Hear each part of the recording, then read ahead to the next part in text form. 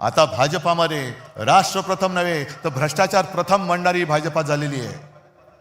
गुंडागर्दी करणारे बलात्कारी प्रथम म्हणणारी भाजपा झालेली आहे.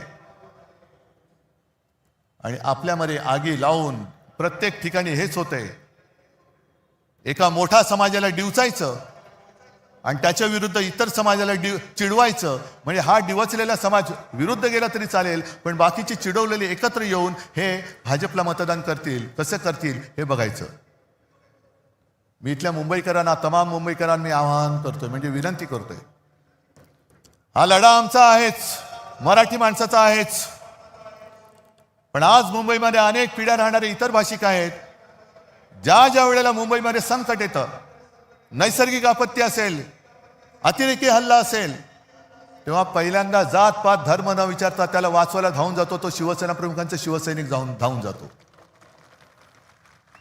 रक्तदान करायला पहिल्यांदा रांग लावून उभा राहतो. तो भाजपवाला नाही राहत. तो तिकडे गोमूत्रासाठी लाईन लावेल, पण रक्तदानासाठी नाही लावणार. गोमूत्र प्राशन करायलाही लाईन लावतील तिकडे. माणसं मरतायत, नाही गोमूत्र प्राशन केलं तर त्याची जीव वाचतील. हट तुमचं हिंदुत्व. पण रक्तदान करताना सुद्धा शिवसैनिक कधी विचारत नाही की हे माझं रक्त कोणाला जाणार आहे. हे असे अण्णा मलाई येतील आणि जातील, मलाई खाणारे येतील आणि जातील. ओरबाडून आपल्याला काढलं जातंय. आणि म्हणून आम्ही एक पोट तिडकीने हा लढा उभारलेला आहे. नाही तर आम्ही पण गेलो असतो ना. हे एवढं देश भरून अडाणींनी टाकलेलं आहे, त्याच्यात आम्ही आमची घरं भरली असती. काय फरक पडतोय.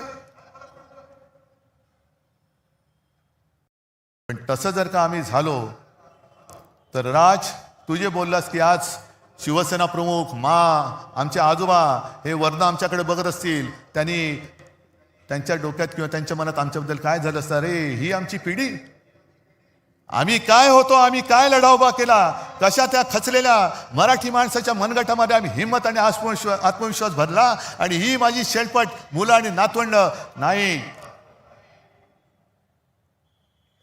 पण त्यांनी जे आणखीन सांगितले की जगायचं कसं.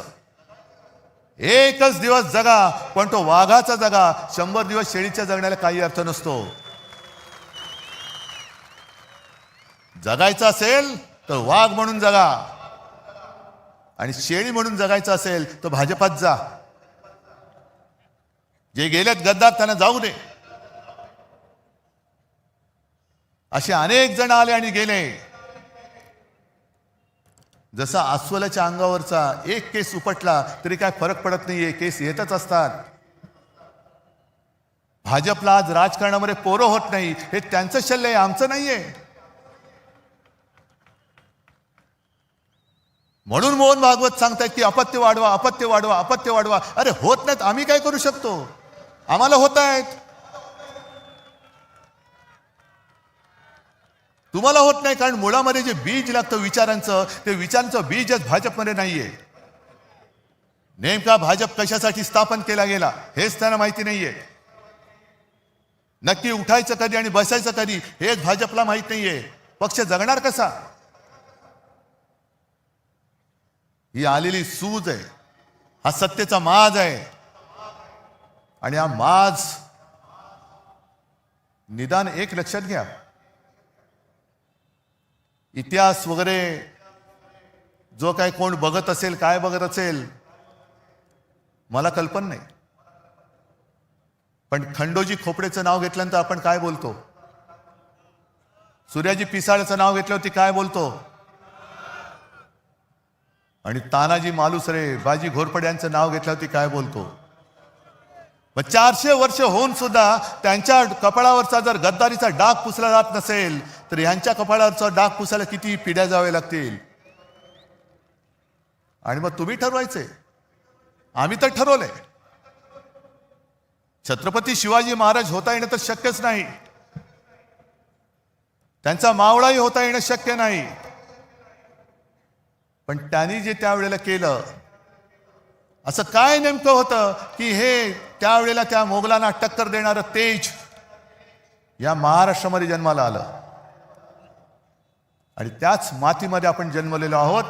आणि तोच लढा, त्याच आक्रमणाविरुद्ध आज आपल्या हातामध्ये हे शस्त्र हे आलेलं आहे. जगायचं कसं हे आपण ठरवायचं. इतिहासामध्ये नोंद आपली कशी झाली पाहिजे हे आपण ठरवायचं. आणि मला खात्री आहे की जे विचार आम्ही तुमच्यासमोर मांडतो हे विचार नाही, हे सत्य आहे.